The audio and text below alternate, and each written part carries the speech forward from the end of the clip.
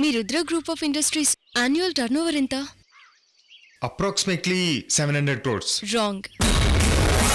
900,49,29,029,075 రూపాయలు.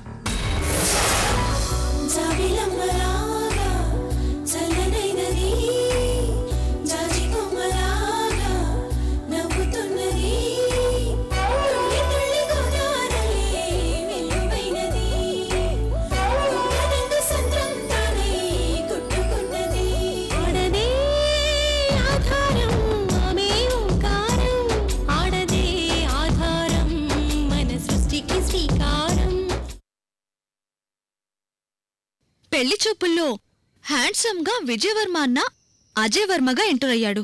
అతను చైతన్య వాళ్ళ అన్నయ్య కదా. అమృత విషయంలో గొడవ పడి ఈ విషయమే మర్చిపోయాను.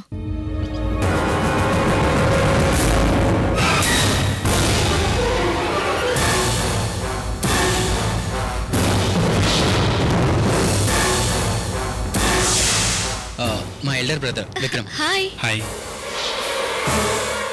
నో డౌట్ అతను చైతన్య అన్నయ్యే. ఆ రోజు కోర్టు హియరింగ్ కి హైదరాబాద్ కు వెళ్ళినప్పుడు చైతన్యే స్వయంగా మా అన్నయ్య అని పరిచయం చేశాడు. కోర్టుకొచ్చి డ్రాప్ కూడా చేశాడు. మరి ఇక్కడ అజయ్ వర్మగా ఎలా వచ్చాడు?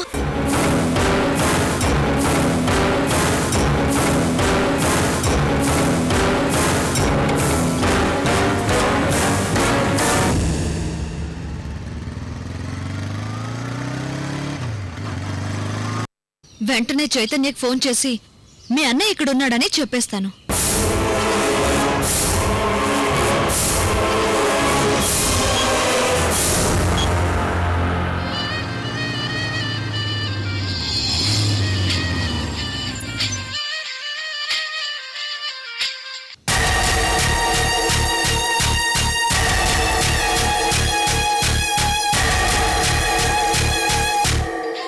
వైజయంతి చాలా రోజుల తర్వాత కాల్ చేసింది. హలో. హాయ్ వైజయంతి. హాయ్ చేతు. ఎలా ఉన్నావు? ఫైన్. నువ్వెలా ఉన్నావు? బాగున్నాను. సారీ చేతు. ఎందుకు? ఆ రోజు సీత విషయంలో నేను అపార్థం చేసుకుని హార్ష్గా బిహేవ్ చేశాను. పోన్లే, ఇన్ని రోజుల తర్వాత అయినా నన్ను అర్థం చేసుకున్నందుకు థ్యాంక్స్. నిన్నే కాదు, ఆ అమృతను కూడా అర్థం చేసుకున్నాను. అమృత అంటున్నావంటే? అమృత సీతగా ఎందుకు మారిందో తను నాకు మొత్తం చెప్పింది. మా ఇద్దరి మధ్య ఇప్పుడు ఎలాంటి డిఫరెన్సెస్ లేవు. We are best friends now. Thank god. అక్క చెల్లెలెలా కలిసిపోయాం. తనని నేను అక్క అని పిలుస్తున్నాను.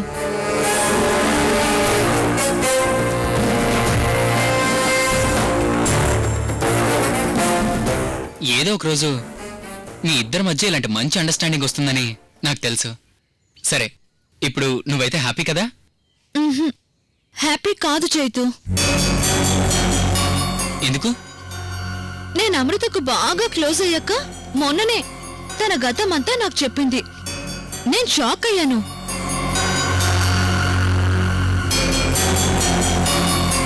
నువ్వు నమ్మవేమో గాని నేనైతే 1 వీక్ వరకు అలా నర్వస్ గానే ఉండిపోయాను.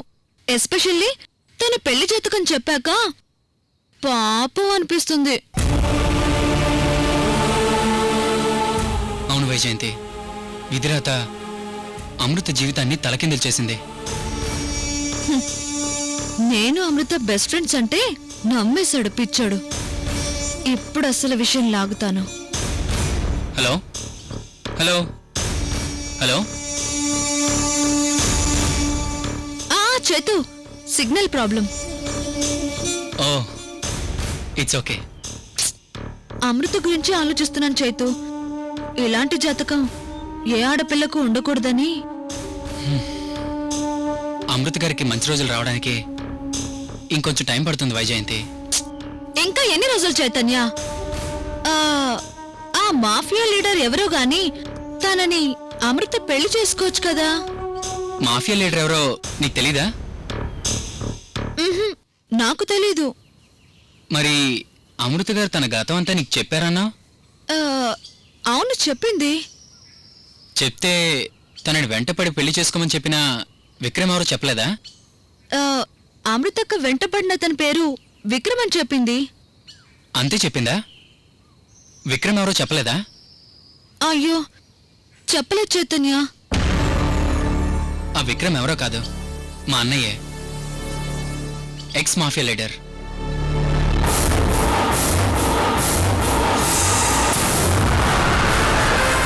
ఆ రోజు నువ్వు మా ఇంటికి వచ్చినప్పుడు తనని నేనే పరిచయం చేశాను కదా వైజయంతి.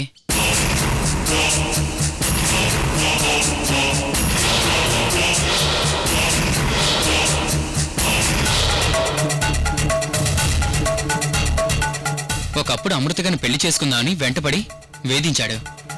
ఇప్పుడు మంచివాడిగా మారిపోయాడు. హలో హలో హలో హలో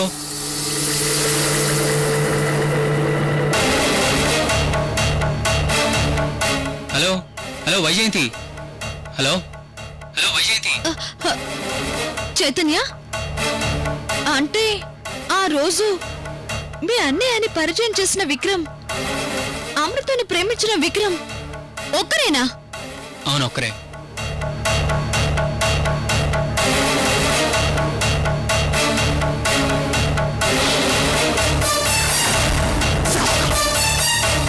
మా అన్నయ్య పేరు విక్రమ్ అని నీకు గుర్తులేదా? ఆ, ఆ, గుర్తుంది కానీ ఇప్పుడు మీ అన్నయ్య ఎక్కడున్నారు చేతు? మా అన్నయ్య రీసెంట్ గా ఒక ఇంపార్టెంట్ పని మీద బెంగళూరు వెళ్ళాడు. కానీ అక్కడ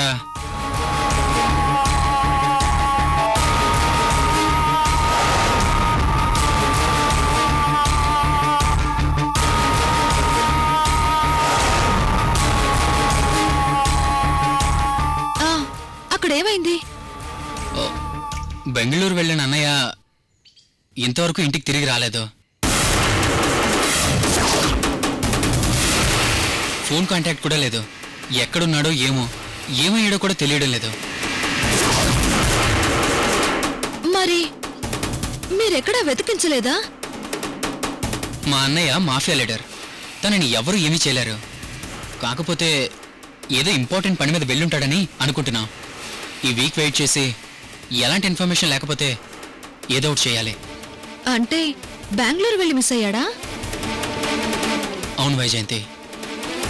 సరే, మీ అన్నయ్య మంచివాడిగా మారిపోయాక అమృతతో పెళ్లి చేయొచ్చు కదా? అసలు అమృత గారు అన్నయ్యని పెళ్లి చేసుకుంటే తన జాతక దోషం పోతుందని జ్యోతిష్యుడు చెప్పాడు తెలుసా? వాట్? నాకేం అర్థం కాలేదు చేతు. అమృత గారి జాతక దోషం పోగొట్టే పెళ్లి జాతకం మా విక్రమ్ అన్నయ్యకుంది. అంటే విక్రమ్ని పెళ్లి చేసుకుంటే అమృత జాతక దోషం పోతుంది అంతేనా? అవును, అంతే. మరి ఈ విషయం అమృతకి తెలుసా? తెలుసు వైజయంతి.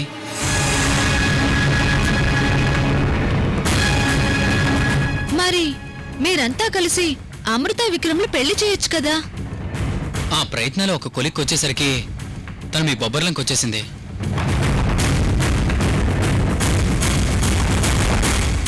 దేనికైనా ఒక టైం అంటూ రావాలి కదా వైజయంతి.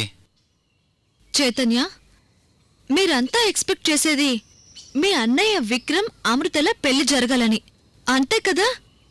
అవును. ఆ పెళ్లి జరిగితే అటు అమృత నాన్నగారి చావు గండం పోతుంది, తను సంతోషంగా ఉంటుంది. చైతన్య, ఈ రోజు నుంచి అమృత విక్రమ్ల పెళ్లి బాధ్యత నేను కూడా తీసుకుంటున్నాను. త్వరలో మనందరం కలిసి అమృత విక్రమ్ల పెళ్లి చేద్దాం. ఏమంటావ్? ఏమంటాను? వెరీ గుడ్ అంటాను. చైతన్య, ముందు నువ్వు మీ అన్నయ్య ఎక్కడున్నాడో కనుక్కో. ఈ లోపు నేను కూడా ఆ అమృతని పెళ్లికి ప్రిపేర్ చేస్తాను. అలాగే వైజయంతి. త్వరలో గుడ్ న్యూస్ తో ఫోన్ చేస్తాను చైతు. అలాగే. బాయ్. బాయ్.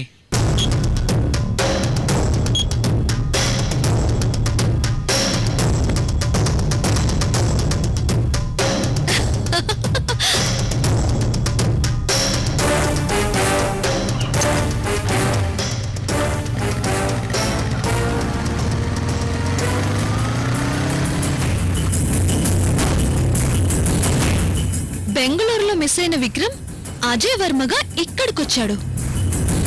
విక్రమ్ అజయ్ వర్మగా ఇక్కడికొచ్చాడు అంటే ఏదో జరిగింది. అదేంటో కనుక్కోవాలి.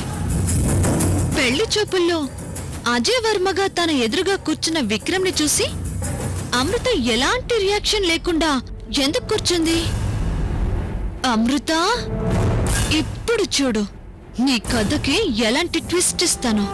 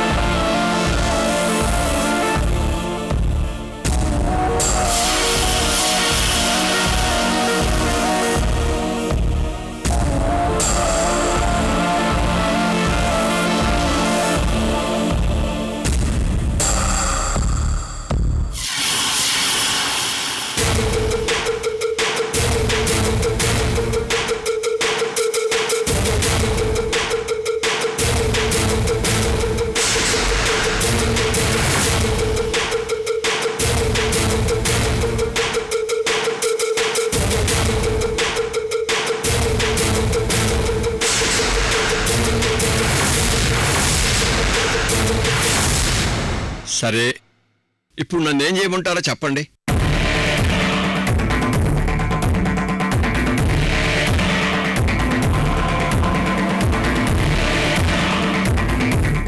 బాబాయ్, మేం సీత అనుకుని పెళ్లి చూపులకు వచ్చాం. ఏమిటిది రుద్ర? మాట్లాడితే సీతా సీతా అని కలవరిస్తావు. మేం నీ స్టేటస్కి తగవా? నా సంగతి నీకింకా తెలీదు. కావాలంటే నా కూతురికి యుఎస్ఏ కట్నంగా రాసివ్వగలను. భువన ప్లీజ్ చెప్పు.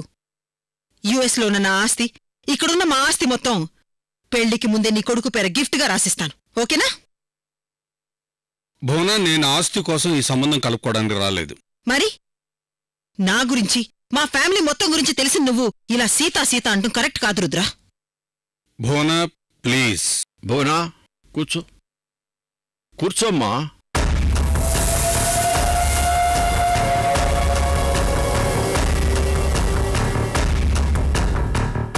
బాబాయ్, మీ ఇంటి మనవరాల్ని నా ఇంటి కోడలుగా చేసుకోవాలని 25 సంవత్సరాల తర్వాత ఎంతో ఆనందంగా బొబ్బర్లంకొచ్చాను. కానీ శుభకార్యం ఇలా అశుభకార్యంగా మారుతుందని అనుకోలేదు.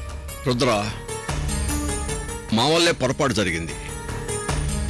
శుభం అంటే పెళ్లి చూపులకు వస్తే ఈ విధంగా జరిగితే ఎవరికైనా బాధగా ఉంటుంది. జరిగిన దానికి క్షమాపణ అడుగుతున్నాను. అయ్యో బాబాయ్, అదేంటది?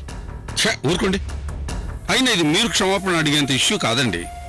సరే, నా మనవరాలు వైజయంతిని నీ కోళ్ళగా చేసుకోవటానికి నీకున్న అభ్యంతరం ఏమిటో చెప్పు.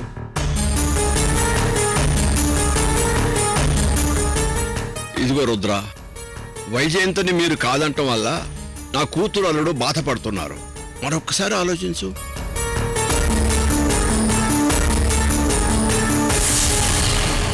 బాబాయ్, మా అబ్బాయి విజయ్ సీత ఫోటో చూడగానే మనస్ఫూర్తిగా ప్రేమించాడు.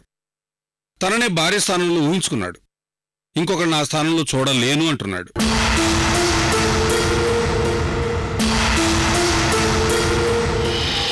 ఇకపోతే నాకు నా భార్యకి సీత బాగా నచ్చింది. ఆమెనే మా కోడలుగా మేము ఊహించుకున్నాం. సరే, మా సంగతి వదిలేయండి. కానీ విజయ్ గురించి ఒక్కసారి ఆలోచించండి.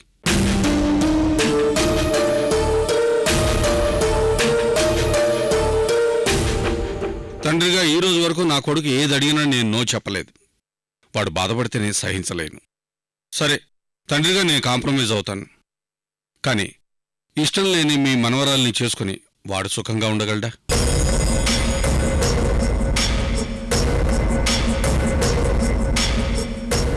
కనీసం మీ మనవరాలు హ్యాపీగా ఉండగలదా చెప్పండి?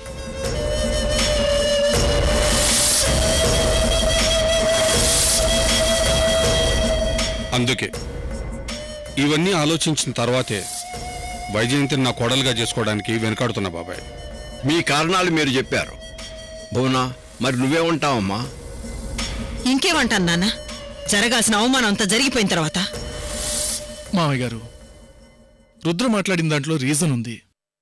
వైజయంతి విజయవర్మని ఇష్టపడిండొచ్చు, కాని ఆ అబ్బాయికి ఇష్టం లేనప్పుడు ఆలోచించాల్సిన పని లేదు.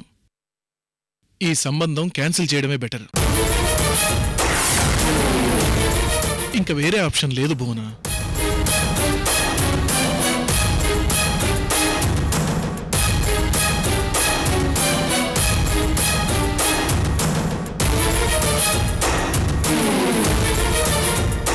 నాన్న, వాళ్ళు చెప్పాల్సింది చెప్పారు. ఇక డిస్కషన్ అయిపోయింది. మేం వెళ్తున్నాం. సీత సీత అంటున్నారు కదా, మీ పెద్ద మనవరాలంటూ మీరిచ్చిన బిల్డప్ వల్ల ఇదంతా జరిగింది. మీరు చేసింది నాకేమీ నచ్చలేదు నాన్న. నేను వెళ్తున్నాను. అమ్మ భువన, కొంచెం ఆగు.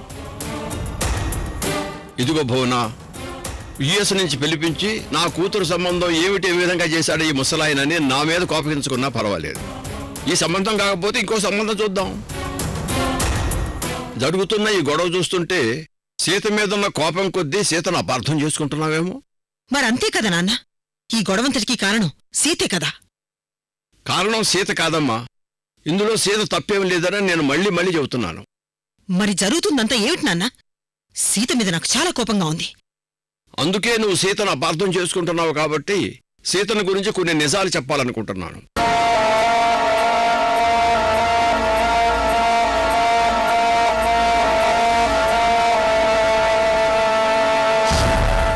రుద్ర ఫోన్ చేసి పెళ్లి సంబంధాన్ని గురించి మాట్లాడినప్పుడు సీత నాకంటే పెద్దది, ముందు తాను పెళ్లి చేసుకుంటుందేమో అడగండి తాతయ్య అని వైజయంతి నన్ను అడిగింది. సరే కదా అని సీతను అడిగితే నేనిప్పుడు పెళ్లి చేసుకోను అని స్పష్టంగా చెప్పింది.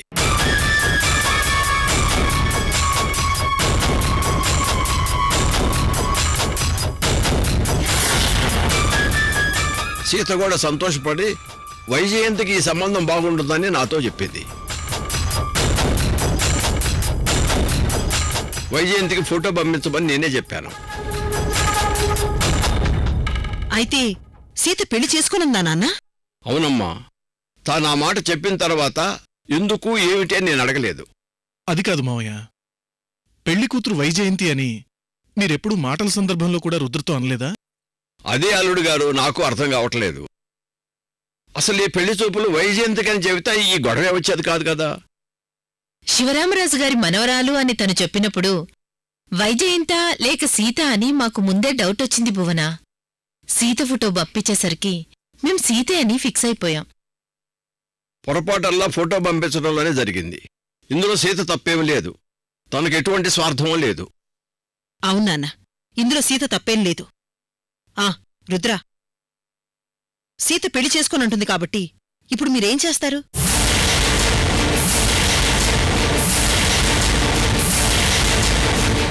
మీ అబ్బాయి సీతని ఇష్టపడుండొచ్చు రుద్ర, కానీ సీత నాన్నతో పెళ్లి చేసుకోను అంది కాబట్టి మీరేం చేయాలో ఆలోచించుకోండి.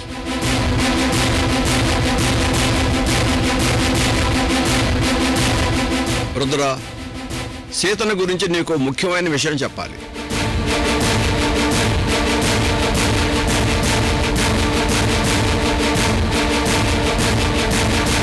ఈ సీత ఎవరో కాదు, మనూరి జానకమ్మ మనవరాలు.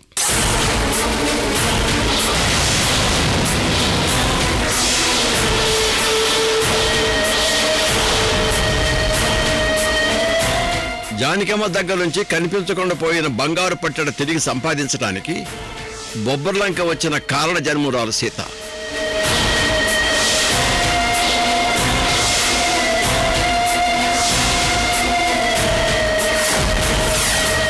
ఏమిటి నాన్న మీరు చెప్పేది? సీత జానకమ్మ మనవరాలా? అంటే మన కృష్ణమూర్తి లక్ష్మిల కూతురా? అవునమ్మా, ఈ మధ్యన వాళ్ళు బొబ్బర్లంక వచ్చి నన్ను కలుసుకొని వెళ్ళారు.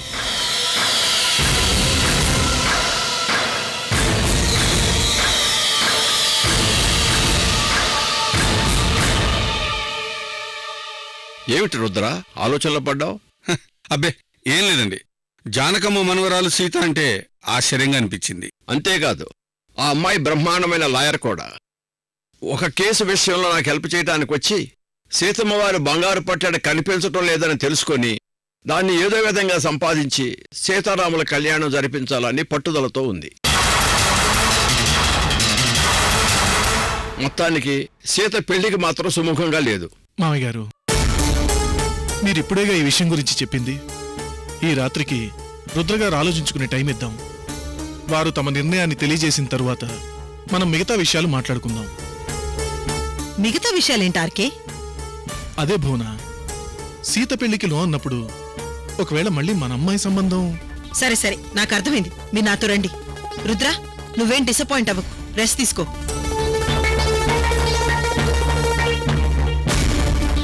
రుద్ర, ఇలా జరుగుతుందని అనుకోలేదయ్యా. బాబాయ్ గారు, ఏది ఎలా జరగాలనుంటే అలా జరుగుతుంది. మీరెళ్ళి రెస్ట్ తీసుకోండి.